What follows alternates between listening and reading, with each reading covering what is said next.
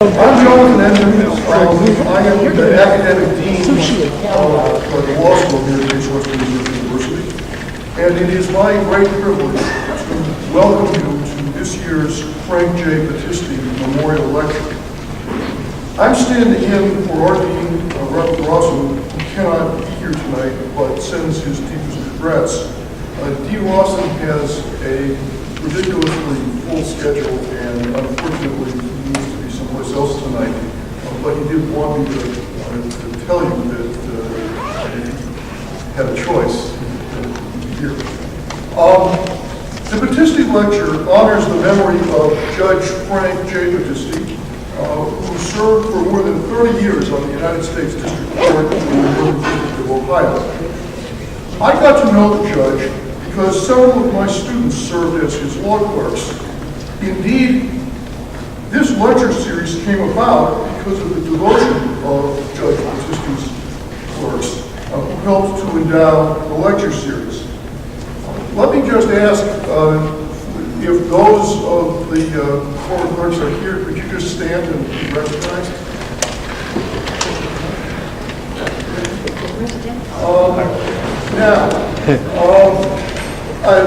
I'm going to introduce in a minute Judge Battisti's niece, who will introduce our speaker, but another person who's here from the family is retired Judge Diane Orpinski, who's Judge Battisti's sister-in-law. I can't see you right now, but I know you're out here, so welcome. Now, we have had an extraordinary array of distinguished lecturers in this series, some from the law and others from non-legal fields in which Judge Battisti had significant interests. The series has included such notable judges as Leon Higginbotham and Jack Weinstein, and such prominent scholars as the political philosopher Jean-Beth Bielstein, the legal historian Michael Harmon, and the historian of education Diane Radish, just to name a few. This year, the Battisti Lecture falls on September 17th, which just happens to be Constitution Day. And this lecture is an important part of the university's observance of that occasion. Earlier today, we had a program on campus on the death penalty and the Constitution. Because I was one of the speakers on that panel, I will not characterize the entire program, but let me just say that at least some parts of the program were really good. Now, our program tonight will also focus on the death penalty. In a moment, I will introduce Linda Battisti, the judge's niece, who will introduce our speaker. Let me just say that at the conclusion of the lecture, Sister Helen Prejean, our speaker, will take some questions, and after the program has wrapped up, you are all invited to a reception just around in the front lobby. But at this point, let me turn things over to Linda Battisti, the judge's niece, to introduce Sister Helen.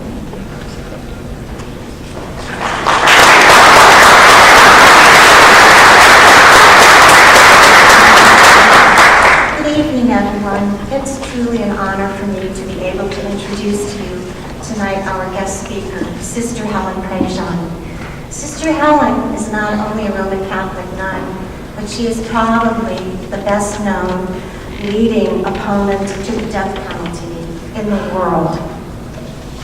It all began for Sister Helen in 1981 when she became a pen pal to a death row inmate by the name of Patrick Saunier, who was in the Louisiana State Prison in Angola. Sister Helen went on further to become his spiritual advisor, and as such, accompanied Patrick Saunier to his death in the electric chair. It was as a result of Sister Helen's experience with Patrick Saunier and another death row inmate by the name of Robert Lee Willie, which prompted Sister Helen to write the blockbuster book, Dead Man Walking, for which in 1993, Sister Helen was nominated for a Pulitzer Prize. Dead Man Walking was on the New York Times best-selling list for 31 weeks and has been translated into 10 different languages. In 2004, Sister Helen published her second book. This one was titled The Death of Innocence. This book not only tells of Sister Helen's eyewitness account to the execution of 2 innocent men, but it is also a marvelous legal thesis and a total repudiation of any of the religious and legal arguments that are used today to justify the death penalty. Since 1986, Sister Helen has garnered more awards than I can talk about. And if I mentioned all of them, we'd probably be here over the weekend. So I'm only going to mention one, that Sister Helen was the very first non-lawyer to receive the Champion of Liberty Award, which was awarded by the National Defense Council of Criminal Lawyers. Without further ado, I present to you my great heroine, Sister Helen Prejean.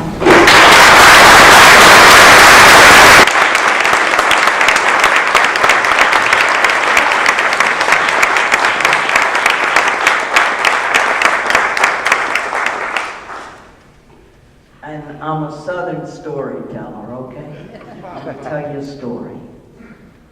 My daddy was a lawyer, and I never dreamed that one day I would be with people waiting to be executed, lawyers trying to save their lives, and that I would learn so much about the law. I think most of us, when we grow up, we have an idealized version of the law and how it works. I mean, it's carved into the marble, in the Supreme Court. Equal justice under law.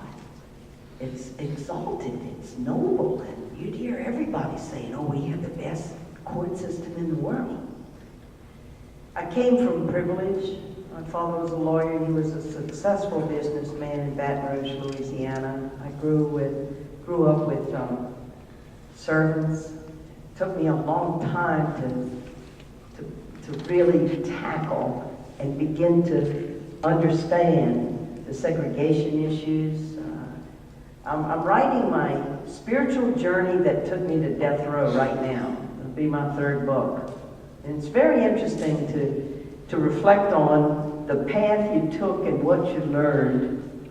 And when I say spiritually, I don't just mean religion-wise, or whether or not you're Roman Catholic or a Jewish person or whatever. I mean that part of conscience and consciousness in which we come to awaken that we are part of something bigger, and that some people are suffering terribly, for which we've been protected, and that we have to do something about it. It's the birth in us of compassion, and also where we begin then to put our hand to the task, to be active, to help to confront the injustice. I bet everybody in this room could tell a story in our own journey about that. For me, the first awakening had very much to do with my faith, about the way I understood Jesus and being a good nun and being a good Catholic and following Jesus. And the Jesus that I've come to understand now is the Jesus who left the desert, left John the Baptist, and probably the Essenes in the desert, to go and seek out the poor and the oppressed, and who chose Isaiah as the prophet that he would follow.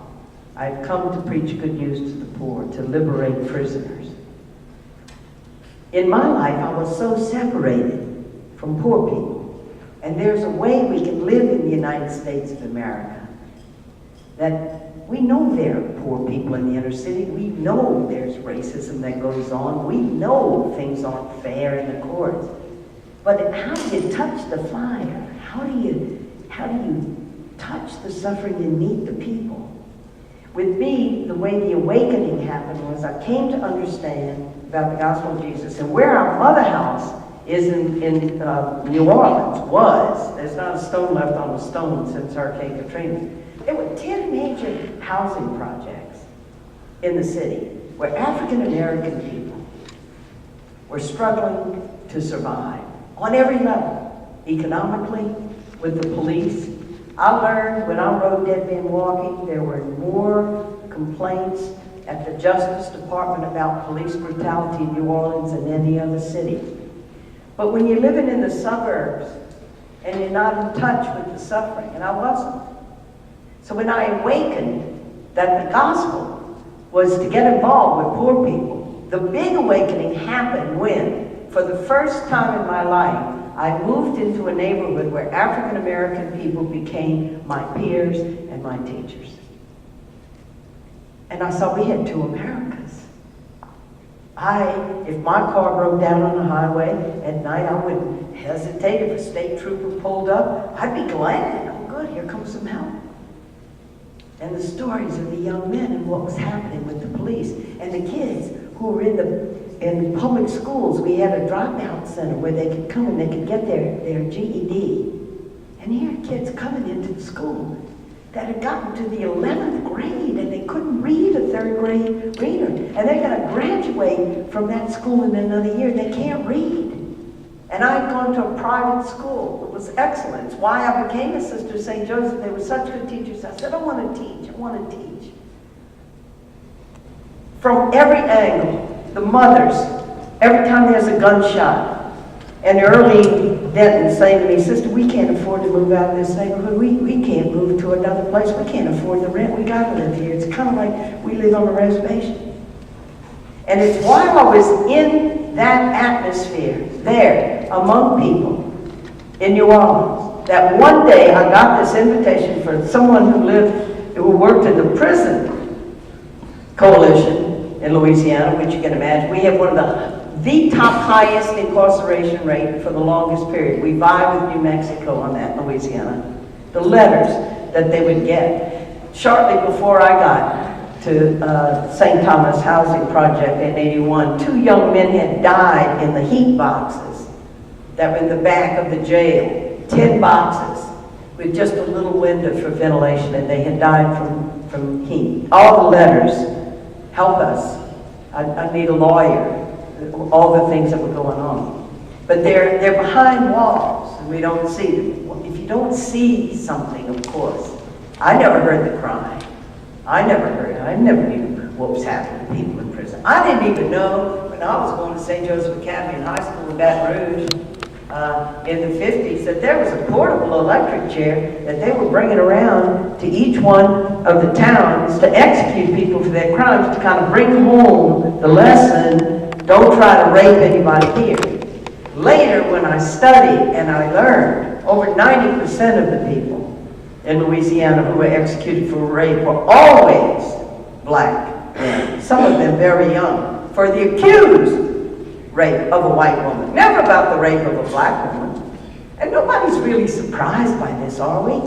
I mean, it's what Jim Crow did. It's the way the systems were set up. If you ever get a hold of the black code books that were in the southern legislatures during Reconstruction, there was a list of crimes if a black man did a crime and what the punishment was, list of crimes if white people did crimes and what punishment. So of course a black man could steal an apple and be hung. A white person would have to go and kill a whole room full of people. And don't think that's so far behind us. And when Linda was talking about, I wrote a letter. When I began to write to you, it was early part of 1982. We hadn't had an execution in Louisiana in over 20 years. I've never dreamed they were going to kill this person. I'm learning about all the social. I'm learning about public housing. I'm learning about drugs. I'm learning about public education. I'm learning about health care and people dying because they can't get health care, or sick mothers with their children going to Charity Hospital in New Orleans and waiting 8 hours with a feverish child to get an intern to come and see their child. And we always had, you even had doctors who loved us and came to the house. And I'm going, it was just like this other America that suddenly I'm just going, And so when I wrote the man a letter, I never dreamed they were going to kill him at the end of this process. His name was Patrick Saunier.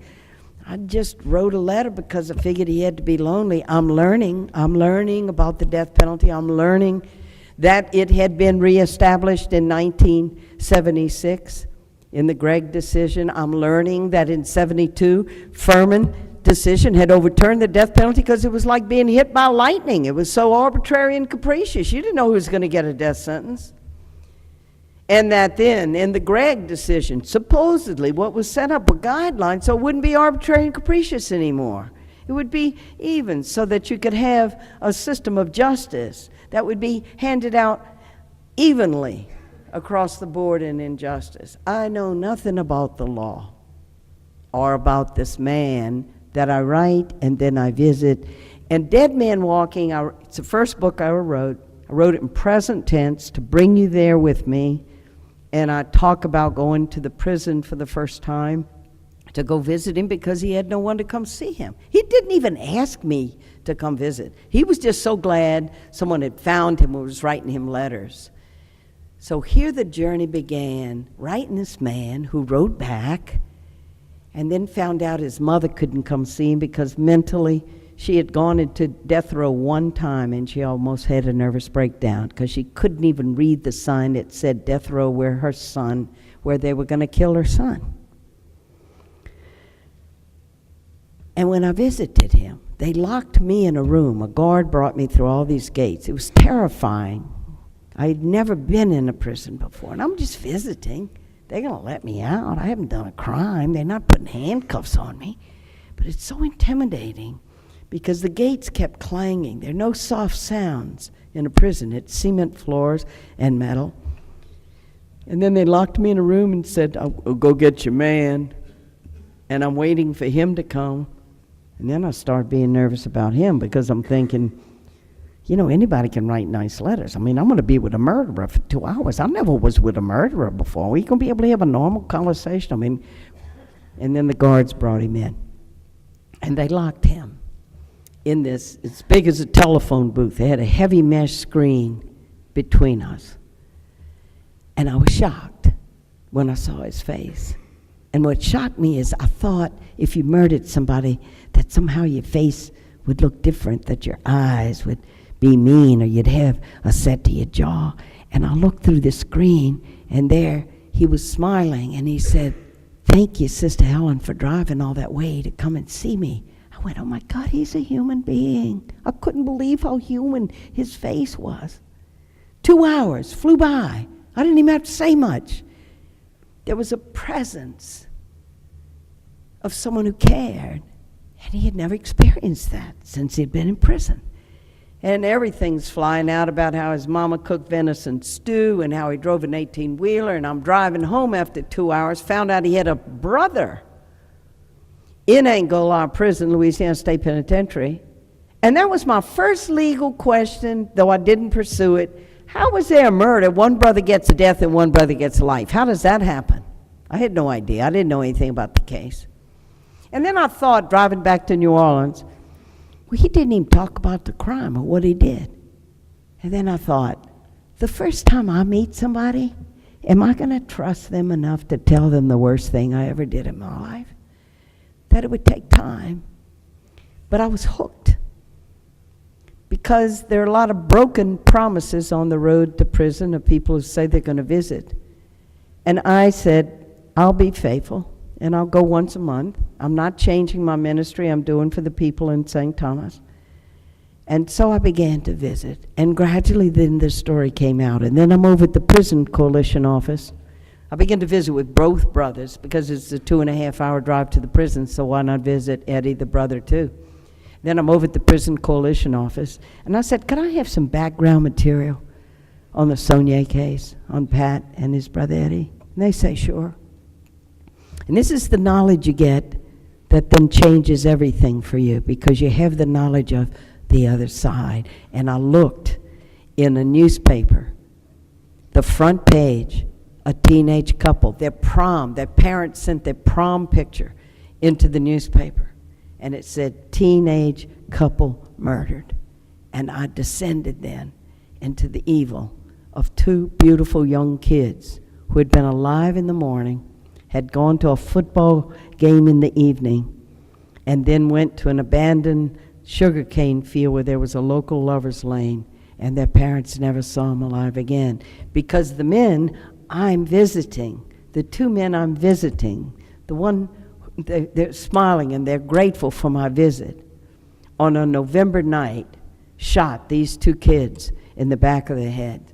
And then the whole turmoil and trauma of two families begins, because it's every parent's worst nightmare. Your kids go out on a Friday night to a football game, and it's the sheriff's deputy at your door the next day telling the fathers, would you come with us to the morgue? We think we have your child. And I descended into this. And of course, I'm horrified. Two beautiful young kids. The letters to the editor that were pouring in this newspaper in this town, New Iberia, where the families live, were just horrified. What kind of animals, what kind of scum would do this? All the parents were terrified to let their children out. And who doesn't understand that? And then I remember thinking, and this is where I made a terrible mistake, which I say out in the book and every time I give a talk, because I didn't know what to do about the victim's family. I had this nudge inside me like, oh my goodness, look what they're going through. And everybody was Catholic. The Saunier brothers, me, the Bourques, who lost their daughter Loretta, the LeBlanc family who lost their only son David. Everybody's Catholic. Here I am descending in this. And the nudge was, you ought to go see those parents. Think what they're going through. And then I held back because I said, I'm spiritual advisor to the two people who killed their kids. They're not going to want to see me. They're going to go, what? You're giving spiritual solace to the one who killed our children? Our daughter didn't have any spiritual solace when she was found lying face down in the sugarcane field. The horror and the enormity of the evil that was done and that could never be taken back. That you can never just say, oh, look, we'll do this and we'll get them back and they'll be alive. They'll be at the breakfast table tomorrow morning. You can't get it back. It's irrevocable. And there I am. And the part of me then also said, they're not going to want to see me. And basically, I was just really afraid. Well, I had a good editor when I wrote Dead Man Walking, Jason Epstein, who's editor at Random House, and he helped me shape the journey in the book of Dead Man Walking. And he said, first thing in the writing of it, Helen, if you don't talk about the crime in the first 10 pages of this book, nobody's going to read this book. Because you're a Catholic nun, they're going to expect, oh, well, you know, everyone's a child of God and the poor murderer, and expect you to be overly sympathetic to the murderer. And you got to bring people with you into the horror of such a crime. And then when he got to the part in the first draft about the families that I'd kind of stayed away from him, he said, that's a terrible mistake. He said, it was cowardice, wasn't it? You were scared, weren't you? I said, yeah. He said, look, when you write your book, take people with you in the troughs of the waves. Don't just take them with you in the peaks when you do it all right. I end up being with Patrick Saunier when he's executed, and I end up meeting these victims' families at the pardon board hearing, which is the last act before someone's executed, and it's public, and everybody's there. And that's when I met the victim's family. And it couldn't be more polarized, because they're being told by the prosecutor and everybody, this is going to be your moment of justice. I've heard the victim's family, you know, for Ramel Broom, they are coming there expecting to get their justice, and now look what happens. They botch the thing. And they say, well, you think he's upset? We're upset. We've waited over 20 years for this moment of justice. And that's worth thinking about. That what we do in this society to heal victims' families is we promise them that on a date, at a time, hopefully it won't be longer than 10 years, you will get to come and you will get to sit on the front row and you will get to watch as we kill the one who killed your loved one, and that's going to give you justice. That's going to honor your dead child. That's going to give you closure. And I met them, and the girl's parents, the Bourques, were furious at me, and they just turned their heads and they walked past me. But then, surprised, here come the LeBlancs, Lloyd LeBlanc and his wife Eula, whose son, their only son David, had been murdered, was one of the 2 kids that were murdered that night. And Lloyd LeBlanc walks right up to me. He said, "Sister, all this time you've been visiting with those brothers, you never once came to see us. You can't believe the pressure we're under about this death penalty." Well, I didn't know victims' families were under any kind of pressure. I thought that in Louisiana, where support for the death penalty is high, everybody would go along. You've lost your son. Because what they're telling them is, because Lloyd LeBlanc didn't want to be for the death penalty, but he had everybody telling him, "Lloyd, if you don't ask for the death penalty, it's going to look like you didn't love your son. You lost your son, that's the worst thing that could happen, and then you're not going to ask for the ultimate penalty?"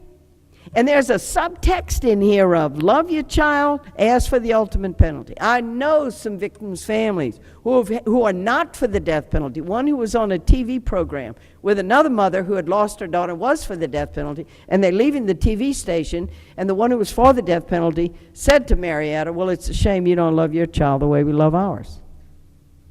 There's a societal symbol here. This is the way we help people who have sustained an ultimate loss. And Lloyd LeBlanc is a hero of Dead Man Walking, because I went and I sat at the kitchen table with him. I went and prayed with him. And at first his wife couldn't even stay in the house when I came. It's like you're bringing the enemy in the house. She's the one who's the spiritual advisor to these 2 people who took our David from us. And the way Lloyd LeBlanc, the journey I learned from him, the way he put it was, he said, "All those people, sister, were telling me, 'Lloyd, you got to be for the death penalty.' And I tried to do that." He said, "But I didn't like the way it made me feel inside." He said, "Because all my life, I've been a kind person. I like to help people. Then this terrible thing happened with David." And he said, when they brought me there to the morgue, and I'm standing there, and there's David. And he said, "You know, I'm good with my hands. I can fix anything. People bring me their lawnmowers, their cars." And I looked down at my son, and I said to myself, "I can't fix this." And then from long training from his mom and daddy and from his faith, he said the Our Father over the body of his son. And when he got to the words in the Our Father, that were going to be his beacon and were going to be his path, when he got to the words, "And forgive us our trespasses as we forgive those who trespass against us." He said the words. He didn't feel the words, but he knew they were going to be his path. And then he said to me, "They killed my boy, but I'm not going to let them kill me. Because if I would get into that hatred and that bitterness where I want to see him dead," he said, "I got to be there for Eula, my wife. I got to be there for Vicky, our daughter. I got to be there for our grandkids. I can't let all that hatred get inside of me. They killed my boy, but I'm not going to let them kill me. And I'm going to do what Jesus said." And he set his face to go down that road. The book ends. I know the last line of the book. Forgiveness was never going to be easy. Each day it must be prayed for and struggled for and won. And so I began through Lloyd LeBlanc, and then I did a small thing. I started one murder victims support group. They're alone. Most of the people don't have the DA coming to their house saying they're going to seek the death penalty. Overwhelmingly, people of color do not have the DA coming to their house and say that they're going to seek the death penalty for the one who killed their child. It is so racial, the application of the death penalty. They may have equal justice under law carved in that marble on the Supreme Court, but we've had 30 years of practice doing the death penalty, and you want to know what equal justice under law means? 8 out of every 10 people sitting on death row, including in Ohio, are there because they kill white people. And it seems that we are far more outraged over the death of some of our citizens than we are over others that are negligible deaths, and we may not even read about them in the paper. And I've been with the Northern Cheyenne and with the the Crow Indians on reservations and an Indian kid is killed. I mean, it's not newsworthy. Homeless people, it's class too, it's not just race. Homeless person killed on the streets of Cleveland. Can you picture? The district attorney, a valuable citizen, was killed last night, and we are going to seek the ultimate punishment. It always matters who the victim's family is. We'd have to be color-free. We'd have to be that we care and are outraged as much over the shooting of a black kid in the inner city as we are over a young co-ed that's abducted. And we're nowhere near that. It's one of the reasons I'm going to begin to discover about why we are never going to be able to do this thing.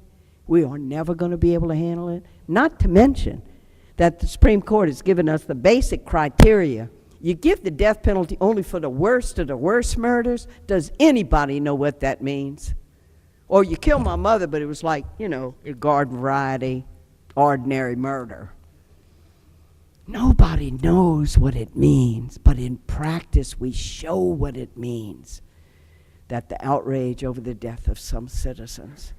Because the pattern's so clear now. Our Supreme Court never looks at practice. They just work with the theory.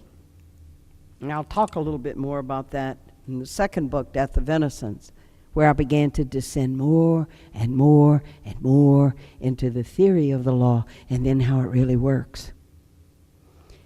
The execution of Patrick Sonnier changed my life forever. First of all, because they killed him, and because I was there and I saw the protocol, which is the most cold-blooded protocol I had ever witnessed in my life. The only place of privacy I had in the death house was the women's room, and that's where I'd go to just get my head together, get my heart together, and just saying, please, God, don't let me fall apart. Don't let him fall apart, because if he falls apart emotionally, I was going to go with him.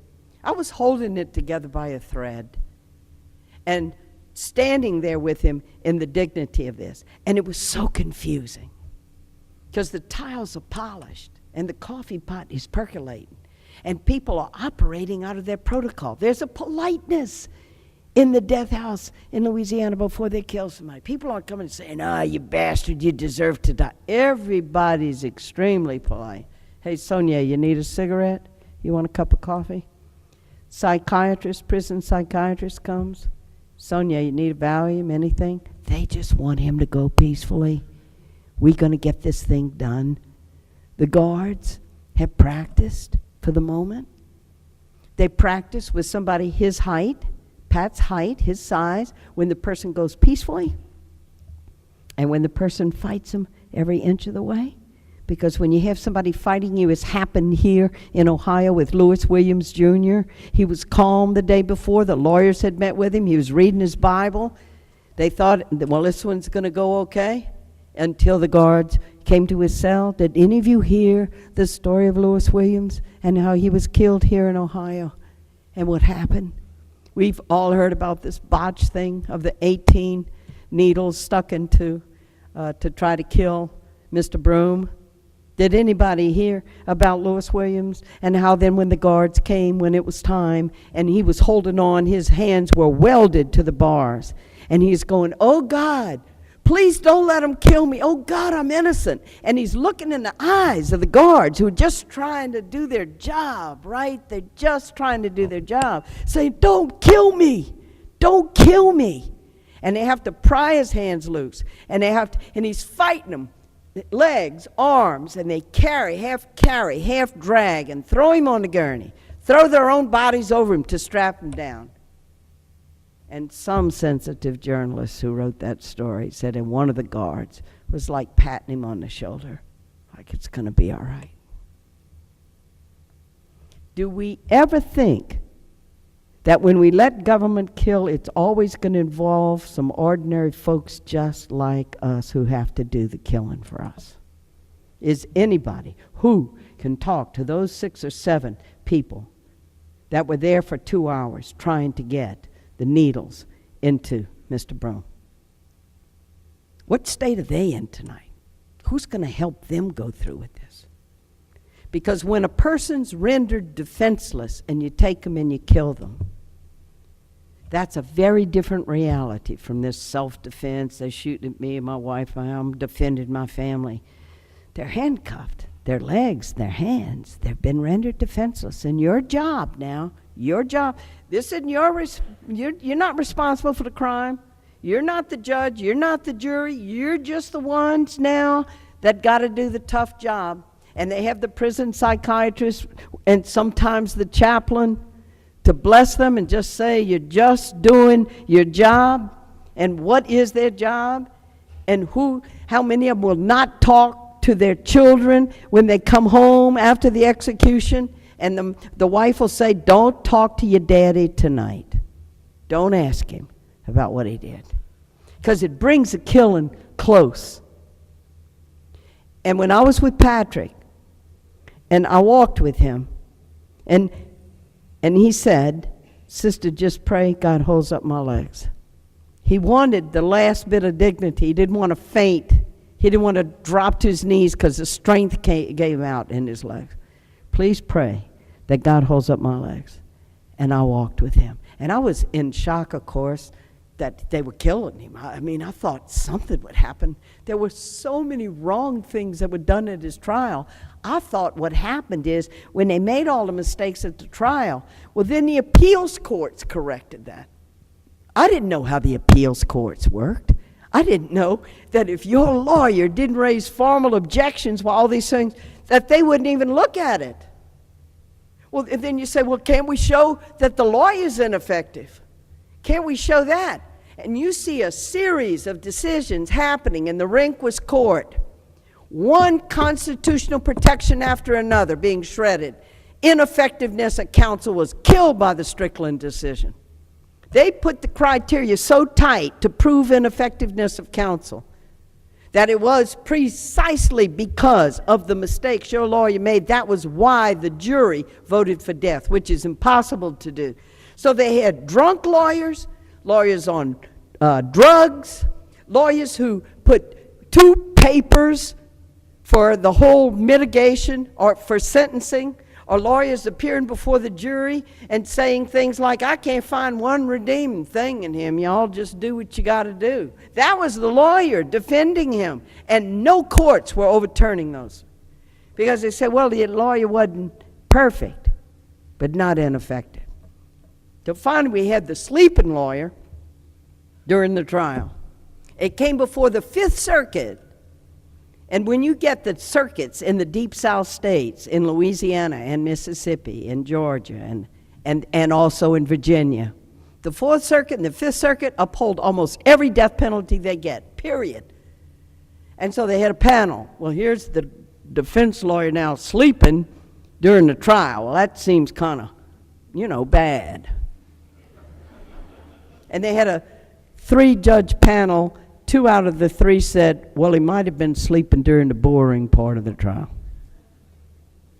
And so with the lawyers, they just said, did the lawyer pass the mirror test? Which means you put a mirror under the nose, they breathe, you see moisture, he's breathing, you got a lawyer. But it's what the courts were doing to uphold it. For 18 years after Strickland, the Supreme Court did not take any case of what might be called ineffectiveness of counsel. And I enter into all this.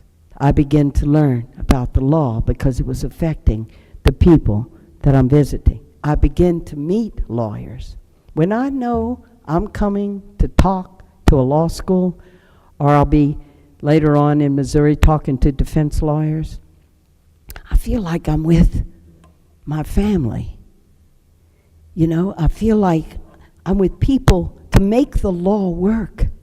You gotta have people who are willing to go against the odds to defend poor people who have no one to speak for them. The character in literature who passes every poll with flying colors as the favorite character is Atticus Finch in To Kill a Mockingbird. We don't have many Atticus Finches. And I didn't understand how the whole social thing is stacked against you when you take cases. Michael Small, who had a case in Alexandria, Louisiana, because he kept standing up for his client. They put him in jail overnight for contempt. Millard Farmer, because this is in Georgia, because the judge would just call his client by his first name, Willie, but he's calling everyone else Mr. Landry, Mr. this, and Millard objects. He said, Your Honor, I notice whenever you refer to my client, you call him by his first name. I'd like to request that you address him like you address everyone else in the court. And the judge did it again. Willie this, Willie that. Millard stood up again. The judge said, Mr. Farmer, if you stand up one more time, your you-know-what is going to be in the jail tonight. And, of course, then the judge did it again. Of course, Millard had to stand up and said, Judge. And so he went to jail. The execution of Patrick Saunier, because I was there and because he looked at my face, and all I could think of, you get to the heart of everything, which is his dignity, and I said, you look at my face. You look at my face, and I will be the face of Christ for you. He was a Christian. And when I came out of that execution, they killed him with electricity. I did not know. I did not realize how my life was changed. It was the middle of the night, and I threw up. I had never watched a person be killed in front of my eyes before. The truth has to be written on the death certificate, cause of death. What are you going to say, failure to breathe? They have to say homicide. Now, often they put legal homicide or homicide by execution, but it is a homicide.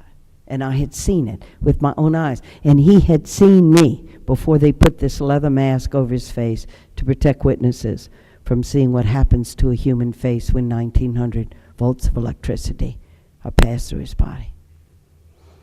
And throwing up outside the Louisiana State Penitentiary at 1:30 in the morning, the mission in my life was born. And it was very clear. The people all say they support the death penalty, but they don't know what's going on. They're never going to see it. You're never going to see it. You're never going to be brought close to it. So I said, I got to tell the story. And so I began. And so I began to give talks, which I do to this day. And so I wrote a book. There's a lot of taking this hand and this hand, hey, you ought to do this. Here's a literary agent in New York doing there, and here, Random House. So, you know, just, I don't know. I was thinking, why should I write a book? The people for the death penalty, you know, going to read the Rush Limbaugh kind of literature, and the people against it going to read Amnesty International. What's one nun writing a book going to do? So I resisted it. And then finally I did it. And I was determined in the book, and Jason by my side, good editor. When William Faulkner got the Nobel Prize for Literature, in his speech afterwards, he said, the only thing worth writing about is the human heart in conflict with itself. And boy, in the death penalty, you got it. And Jason's saying to me, you got to be explicit about the crime and how horrified you are about the crime and what's happening in the family as a result of that. And then your increasing horror as you watch as an eyewitness of what it means for state government to kill a human being.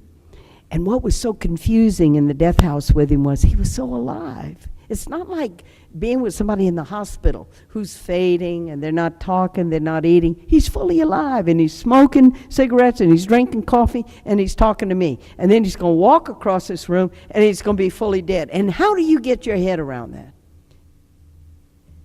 And there, out in the dark, I said, I got to tell the story. And so I began. Believe me when I say pitiful little bitty crowds in the beginning. At St. Christopher's Nursing Home, I'll never forget this. At lunch, it was announced, who wants to hear the death penalty? None. Go to Parlor A. And 3 people came. And it was after lunch, but within 10 minutes, I lost 2 of them, just right off. And there was one lady listening, and I had my eyes locked with that lady like, don't leave me, you're it. And then the book came out. And then Susan Sarandon read the book. And she called me up because she was filming The Client in Memphis.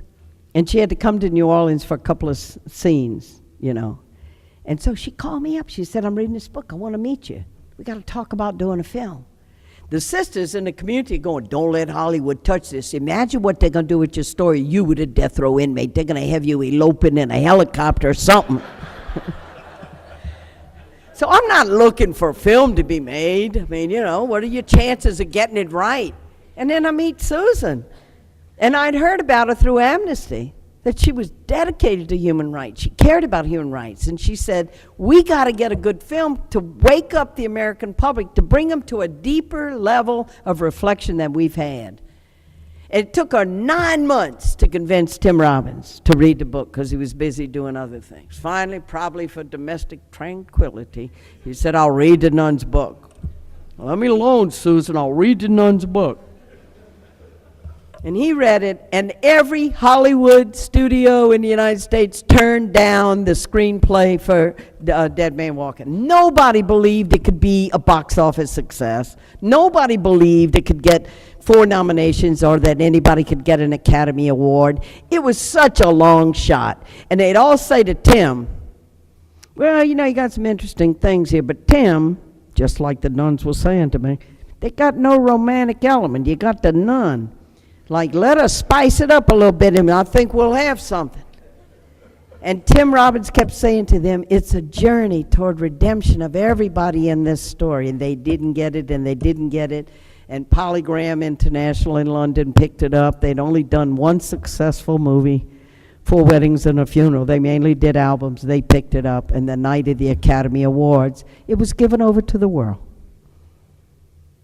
And, you know, Goethe said that when we have a cause that is just, like Martin Luther King used to say, the universe bends in favor of justice. When we have a cause that is righteous and just, and we're unswerving in pursuing it, providence moves for us and resources make their way to us.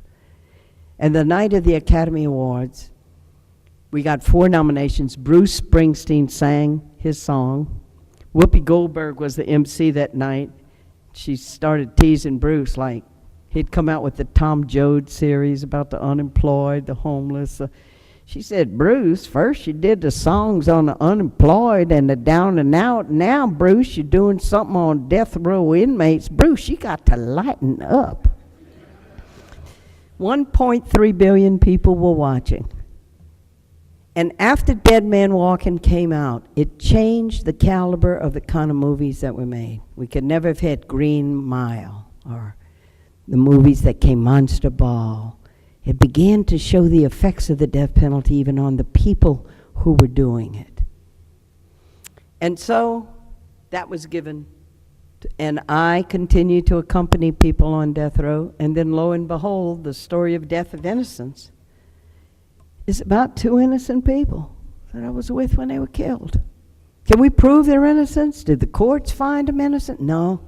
And that was when I really began to learn how the Rehnquist court had just made it almost impossible. The decisions that were coming down, the Herrera decision, even when you have evidence of innocence, they made the bar so high for what you had to show.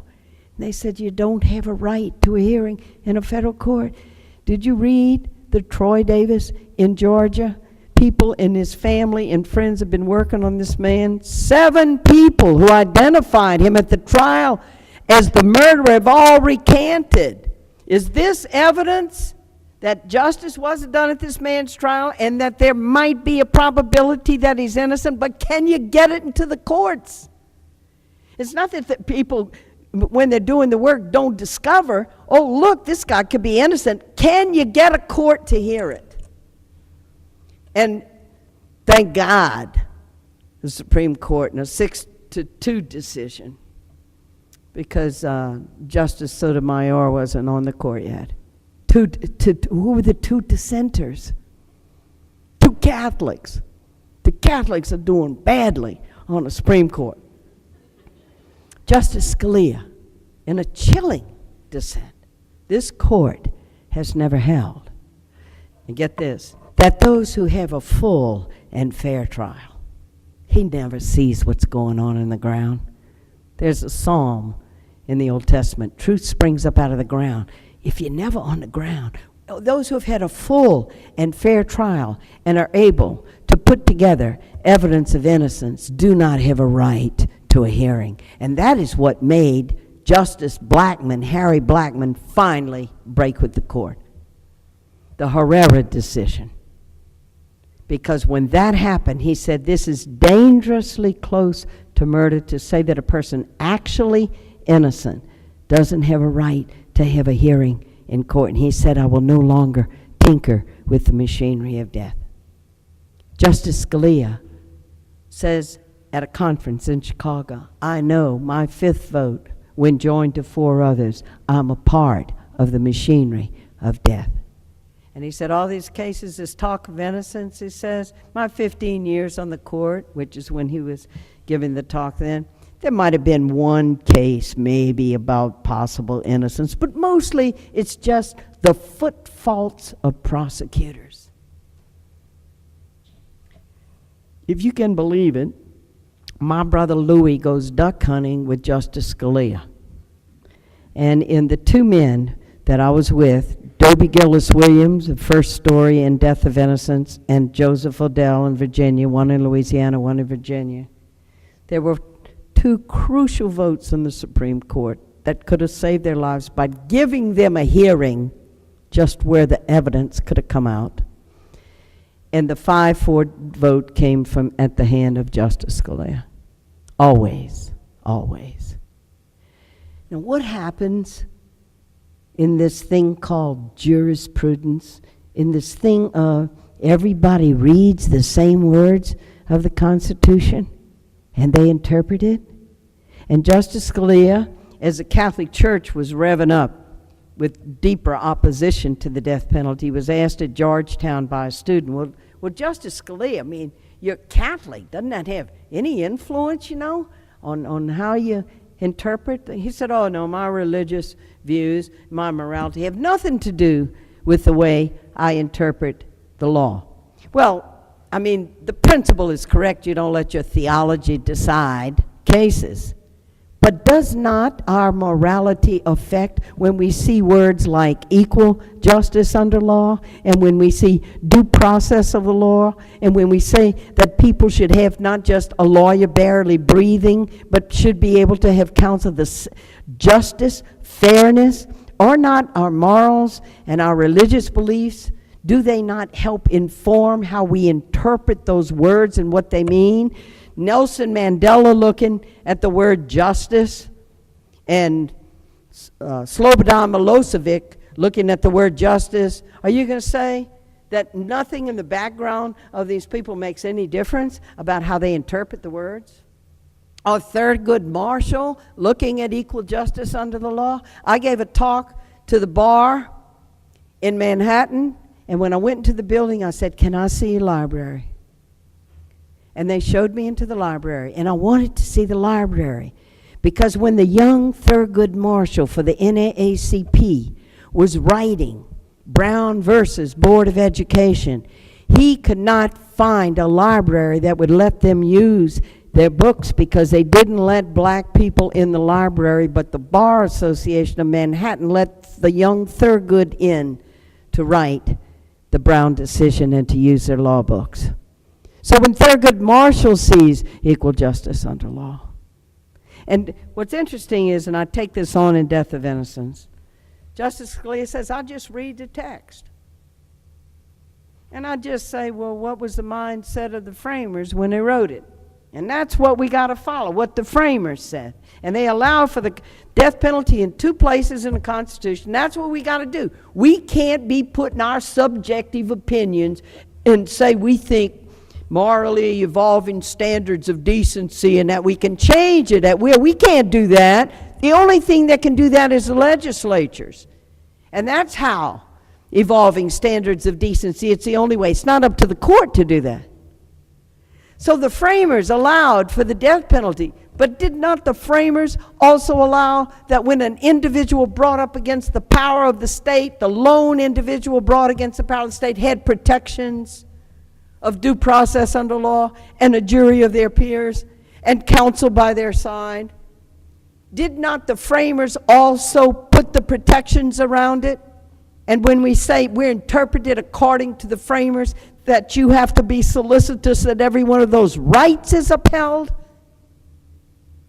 I thought the courts did that, and I thought if mistakes were made, that the appeals courts, but they use procedural bars. You filed too late. And then you have EDPA, the Anti-Terrorism and Effective Death Penalty Act, that says the places or people who are poor in the South, half of our people on death row don't have a lawyer for their appeals in Louisiana, said you got 1 year to file your habeas. 1 year. If you don't do it in a year, that's it. Thomas Merton, who was a contemplative monk, I was just at the Trappist monastery and retreat, said that when the world ends, it'll be legal. It's how we interpret law and how we make law work and how we make the constitutional protections work for people who don't have a voice and don't have power. I was with Dobie Gillis Williams, an African-American man with an IQ of 65. 2 years after they killed Dobie, they came to the Atkins decision that you can't kill mentally challenged people. It would have saved Dobie's life if his case had come just 2 years later. So you die because of the timing. You die because of the interpretation of the words. And Justice Scalia, when the Atkins decision that no, you can't kill mentally retarded people, he said, I'm reading here out of a dictionary. When the framers wrote the Constitution, what it means is you have to be an idiot. All these mildly retarded people, they know right from wrong. You have to be an idiot. You know what that means? You can't count change, money.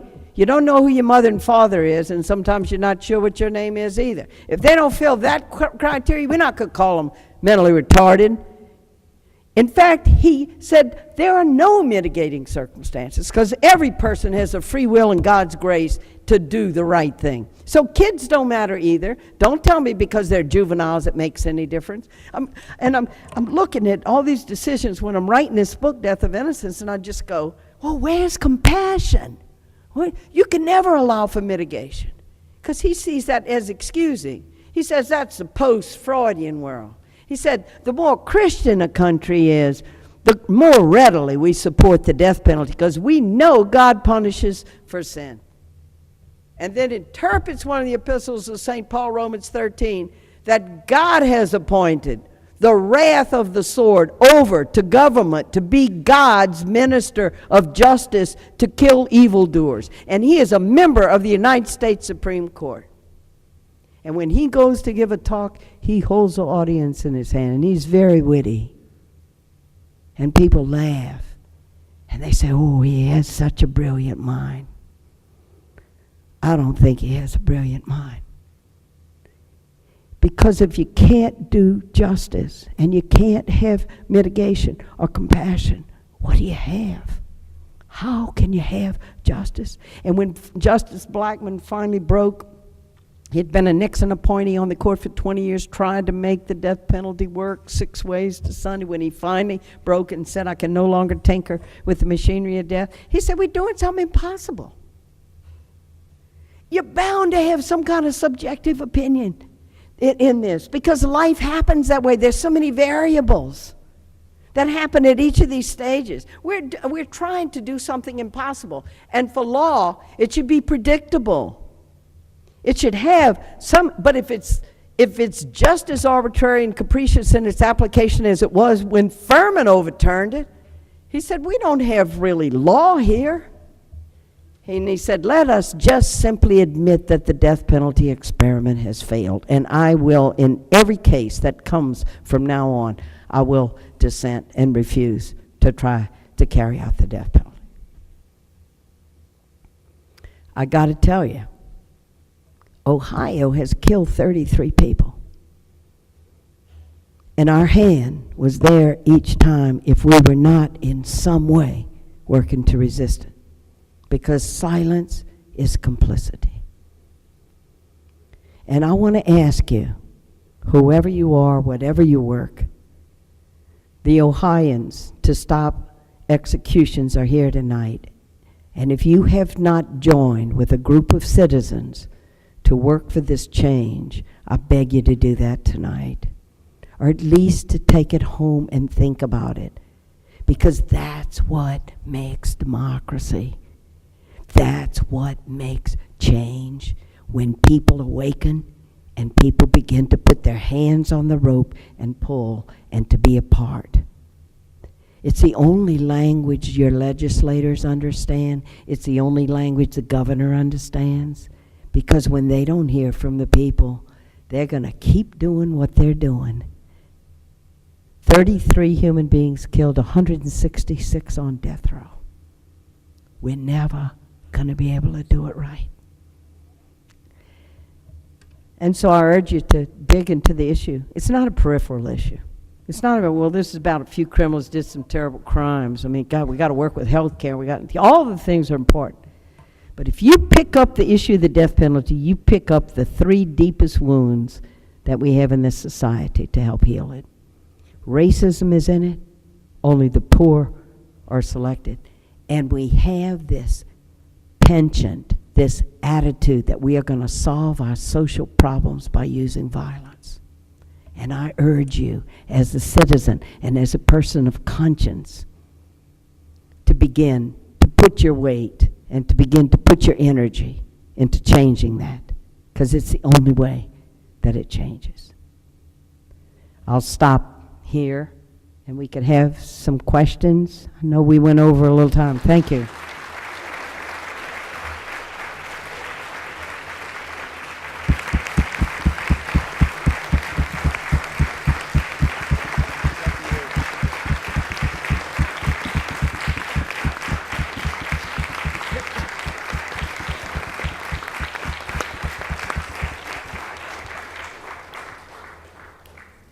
As Sister Helen says, we can take a few questions.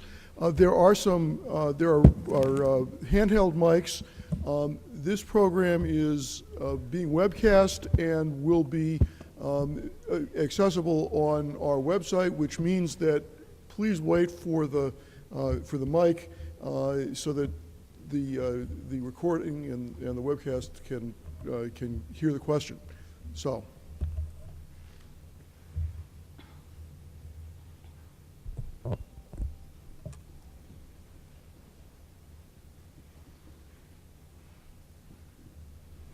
Thank you, Sister. I admire your courage and your compassion and empathy in the work that you're doing.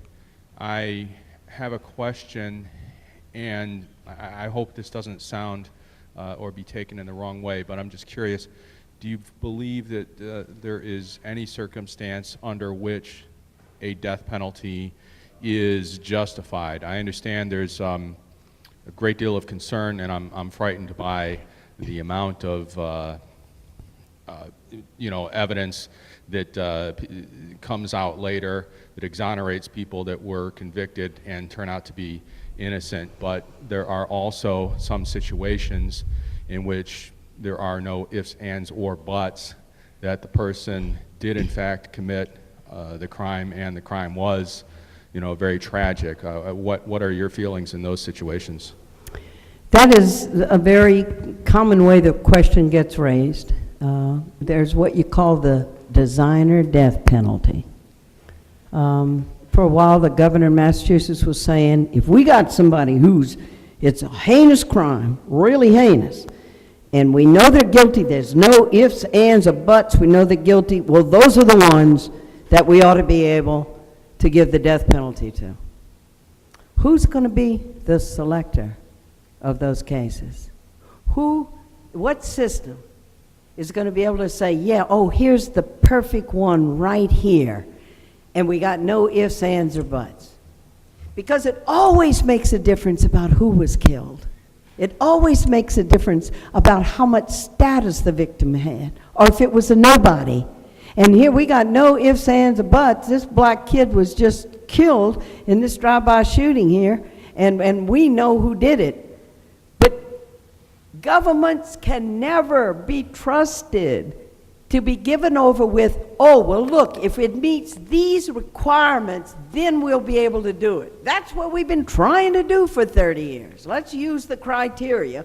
They got to be guilty. It's got to be a fair trial. And then you get to practice. And when you get to practice, you get to real people. I mean, you can show that when there's an election, in the South at least, I don't know what it's like here, prosecutors tend to go for the death penalty more.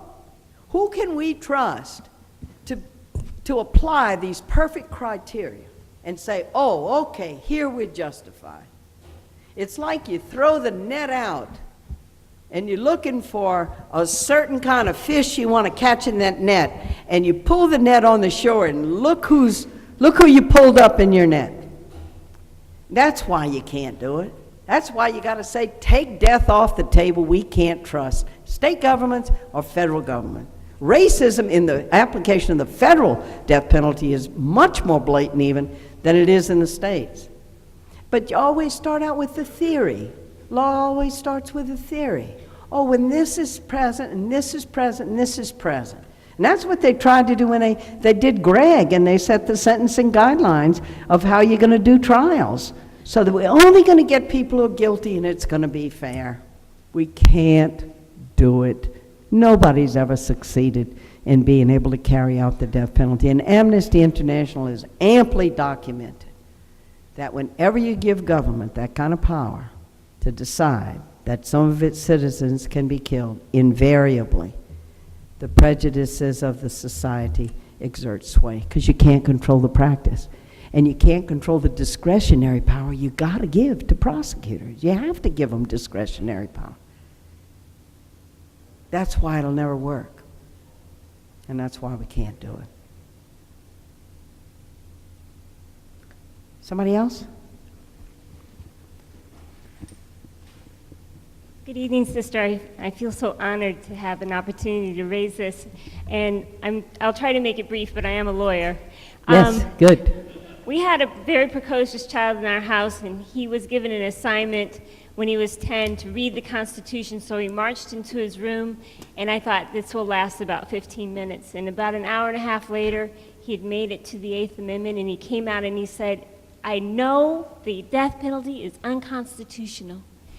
And it happened that my husband was also called to be on a jury, and our son, knowing our beliefs, said, but Dad, you've got to get on that jury.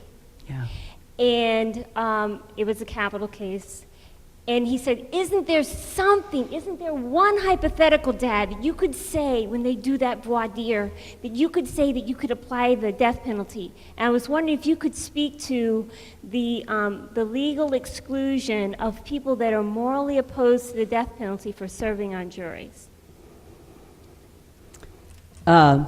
Since we've been educating Catholics, more and more Catholics are being booted off of the juries.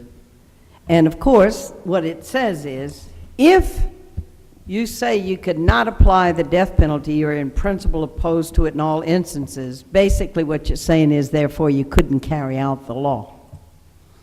And I know lawyers that are trying to save their clients' lives and that say to people, here's the language. When you're asked, could you consider giving the death penalty? And you can always consider anything.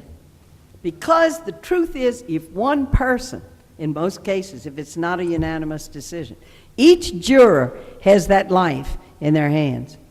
And I don't know if you've ever heard of Dave Wymore and what they've done in Colorado. These guys formed a life team of lawyers, and at voir dire is where they do 90% of their work.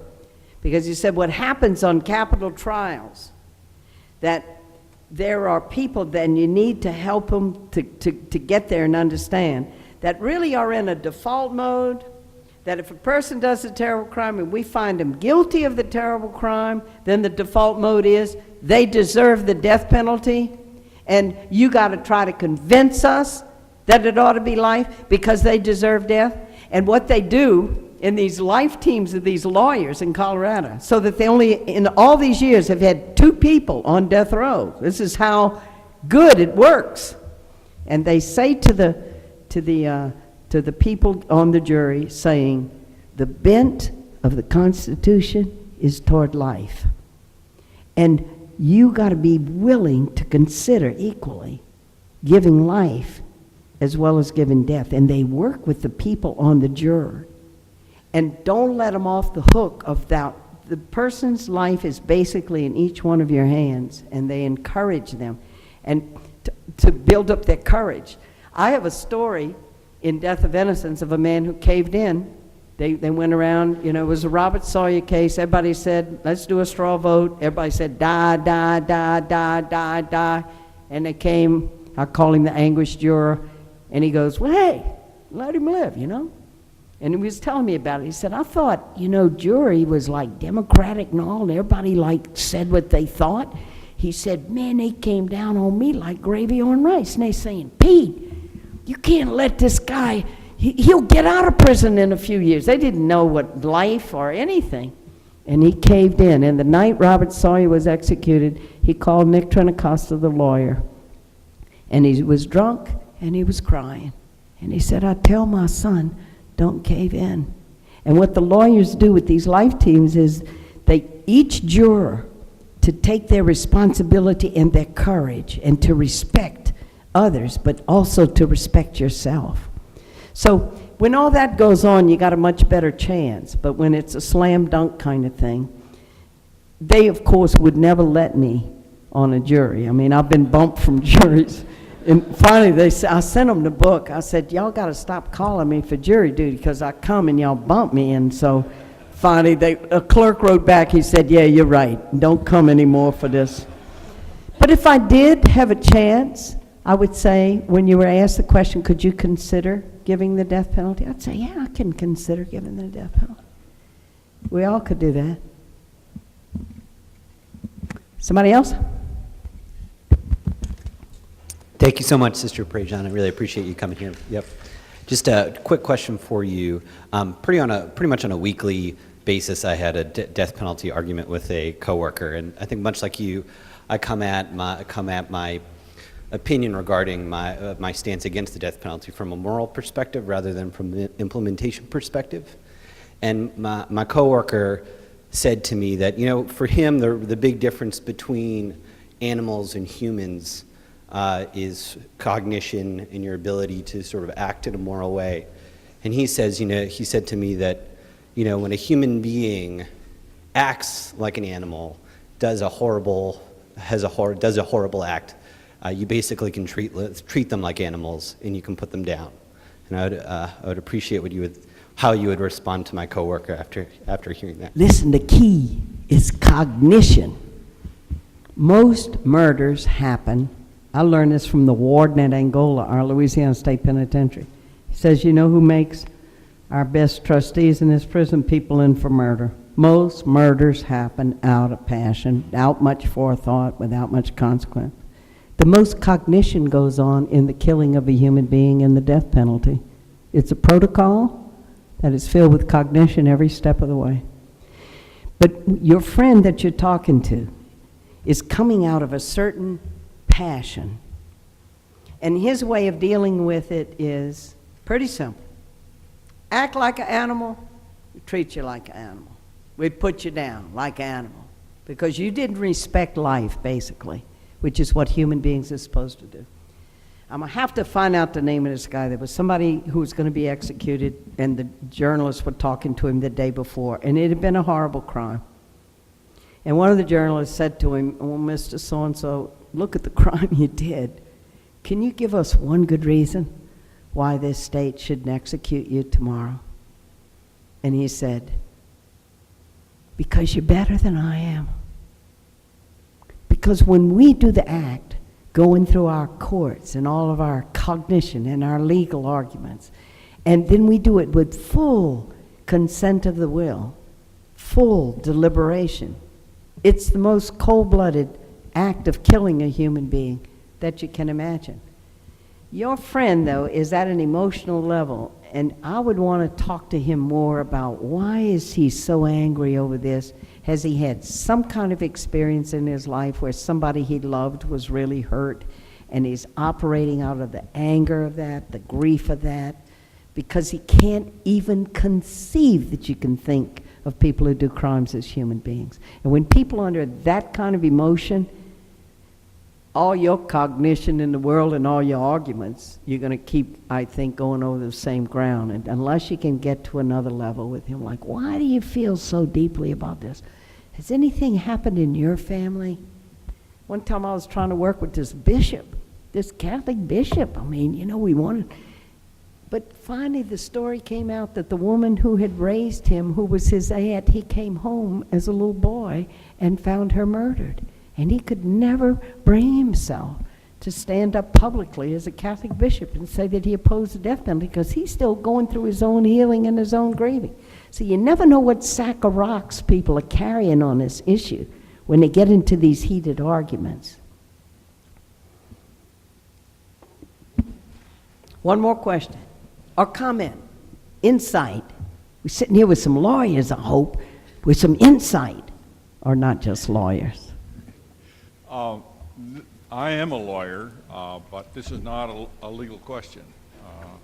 I'd like you to elaborate a little bit on your experience with the victims of murder. We had a discussion at noon, and one of the things that really, there was an ethicist on the panel, and one of the things that really got to me was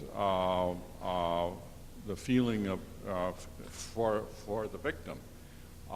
And how have you handled that? I had a neighbor across the street whose daughter was killed on the Appalachian Trail. Oh. And she was killed in a very bad way.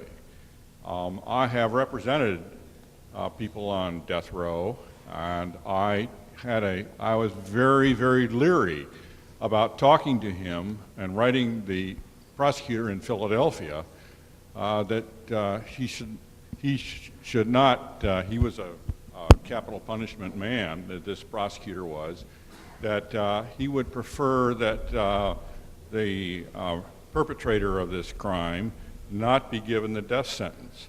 I really felt that I ought to back away on that issue. You've faced it, and how do you deal with it, and how do you think of it in terms of ethics?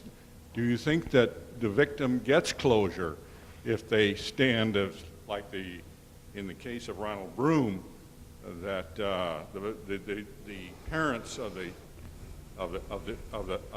victim were there at the execution yesterday? Do you think they get any satisfaction out of that? And how does this fit into the mix? I'll tell you just some stories of experiences of being with victims' families and some of the things that they have said. For sure, I have witnessed victims' families coming out after an execution in Louisiana and going up to the press and say, we got our justice. And Vernon Harvey said, anybody got some Jack Daniels? Anybody want to dance? We got Robert Lee Willie tonight. And then he added, but you know what? He died too quick. And he put his thumb like this, I hope he burns in hell. Every execution, Vernon and his wife were there. Another murderer getting his due justice for the victim's family. And once they make a public statement, it's hard to break out of it. I've heard victims' families, I've heard Bud Welch, whose daughter Julie was killed in the Oklahoma City bombing. By the time it came time for the execution of Timothy McVeigh, and all the victims' families were offered to come and to look on closed-circuit TV to watch Timothy McVeigh die, he said half of the victims' family had figured out that even if they watched him die, when they came home, the chair would still be empty. They call it the empty chair. If you ever see the Oklahoma Memorial, it's sculptures of empty chairs. I've heard 62 victims' families when New Jersey did away with the death penalty. The testimony of 62 murder victims' families is what really helped their legislature do it. Because the people were saying, it's a cruel joke to tell us in this state that doesn't execute many people anyway, that if we wait 10, 15, 20 years, then we're going to get to come and watch. And the cruelty is to to tell a family, to promise a family that this is what is going to heal you. And it's what I was mentioning earlier. Anything less than this is you're going to dishonor your dead child. Victims' families need help. They need counseling. They need support. They need people coming over and talking with them when they break down and fall apart and come back together. Some need help with funeral expenses. They need help when they lose their job. The siblings that are left behind where a sister gets killed or a brother gets killed, they get lost. The family gets so caught up. Faith Hathaway was killed, and her sister, her mother and father were the ones going to the prison. Every time there was an execution, that kid got lost in the shuffle. She said, when it was Faith's birthday, we remembered it. They didn't even remember when it was my birthday. Families need help. 70% of parents that lose a child break and divorce, whatever fault lines are in the relationship. People have different ways of grieving.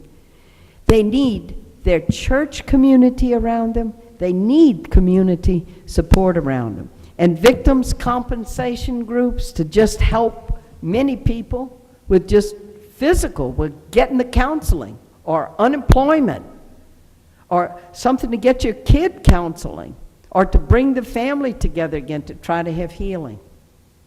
But to have as that supposition at the base of it, that by allowing people to witness the violence that the state is going to do, that can heal anybody. Look at that. What does that say about us as a society? And it's less than 1% of all the people who get murdered are these selected victims, and it follows a pattern. And the promise made to them. The Texas death chamber, where over 400 human beings have been killed, have 3 witnessing chambers. And one is for the witnesses of the state on one side, one-way glass, they look out on the gurney, but you can't see them. And over here on this side is where the victims' families have sent their representatives to go watch the person die. And in the other one is where the mother stands, where the family stands of the one being killed. And this is what our society holds up as to what is the way we need to deal violence in our society.